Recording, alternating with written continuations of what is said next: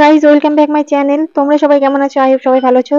তো আজকে বছরের শেষ দিন, তো দেখতে পাচ্ছ আমরা চড়ক মেলা দেখতে আসছি। আর এখানে প্রচন্ড ভিড়, দেখো আমি ঘেমে কি অবস্থা হয়ে গেছি।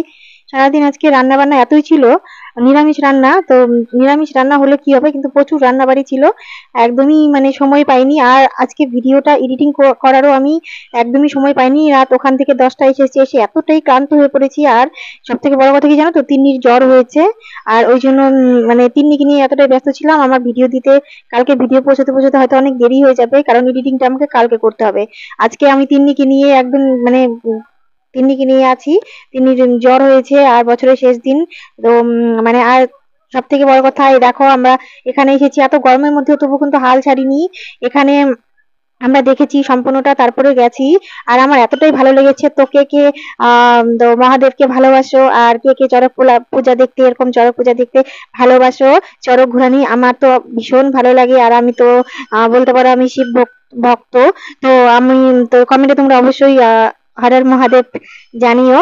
উম আর কি বলবো, এতটাই সত্যি আমি এতটা ক্লান্তির মধ্যেও না, এতটা মানসিক দিক থেকে এতটাই হ্যাপি হয়েছি, এতটাই শান্তি পেয়েছি, বলতে পারো শান্তি পেয়েছি।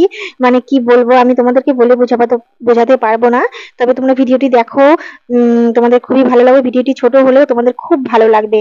আমি খুব তো এনজয় করেছি। আর সব থেকে বড় কথা যেটা আগেও বললাম, আমি মানসিক দিক থেকে ভীষণ আনন্দ পেয়েছি, ভীষণ শান্তি পেয়েছি।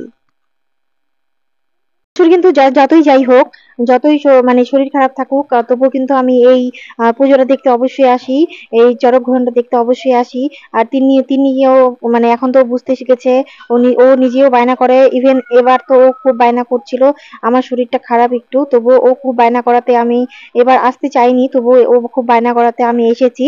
আর এসে আমার সত্যি শরীর যতটাই খারাপ হোক, আমি খুব এনজয় করে, এনজয় বলবো না, একদমই এনজয় না, সত্যি মানসিক শান্তি, খুব ভালো লেগেছে।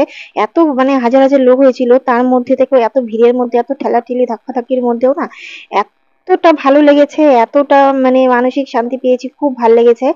আর তোমরা দেখতেই পাচ্ছ, একটা ঐতিহাসিক একটা ব্যাপার। তো এটা অনেক বছর জানি না, হয়তো অনেক আমি ততটা জানি না, তবে আমি জন্মের পরের থেকে দেখে আসছি। আর আর আমাদের ওখানে ততটা বড় করে না হলেও হয়, তবুও দেখতাম। আর এখানে তো আমার শ্বশুর বাড়িতে খুব বড় করেই হয়। আর খুব ভালো লাগে দেখতে। তো প্রতি বছরই এখানে আসি, আমরা তিনজন আসি।